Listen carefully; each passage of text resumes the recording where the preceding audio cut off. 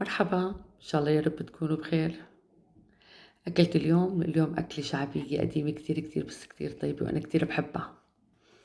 هيجي إنك تقطعي بصلة كبيرة، قطع ناعمة تقريبا، نحط لها شوية زيت زيتون وشوية زبدة وملح.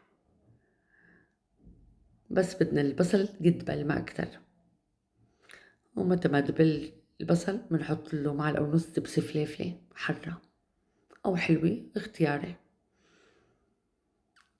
وبنحركن مع بعض منيح، وبنحط لها الدبس الفليفلي ربع كاسة مي ما أكتر يعني، وبنتركن يغلوا ربع كاسة ما أكتر، بنحركها منيح ونتركها لحتى تغلي.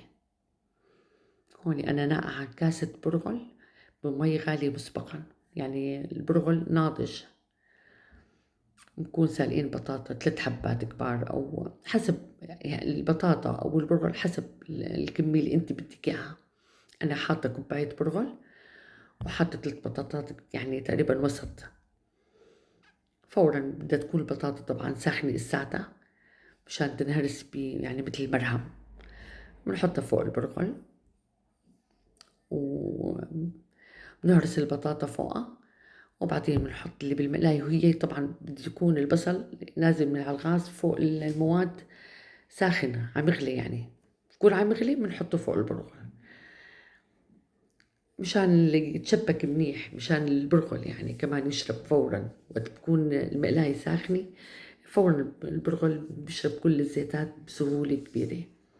وأنا بحط لهاي الأكلة كزبرة ناشفة كتير طيبة معها، وبحط كمون. طبعا البطاطا بتعشق الكمون والبرغل بيعشق الكمون. وهون أنا ما احتجت ملح لأني أنا دبس الفليفل الحرة فيه ملح، وكنت حاطة مع البصل بالمقلاية الزيت ملح، فبدنا ننتبه وقت بدنا نحط بصل مع الزيت مع البصل بجوز ما يحتاج آخر شي نحنا نحط ملح. هلأ هاي الأكلة نحنا بنسميها دبابة. انت شو بتسموها؟ بعدين حدثنا الاسم صرنا نقول كبة بطاطا. الأهم من الاسم هي الطعمة، وهي طعمتها كتير طيبة وذكية. وألف صحة وهنا عقلبكن، ويا ريت تعطوني رأيكن بهالفيديو، اكتبوا لنا بالتعليقات، ولا تنسونا بالإعجابات. شكرا لكم.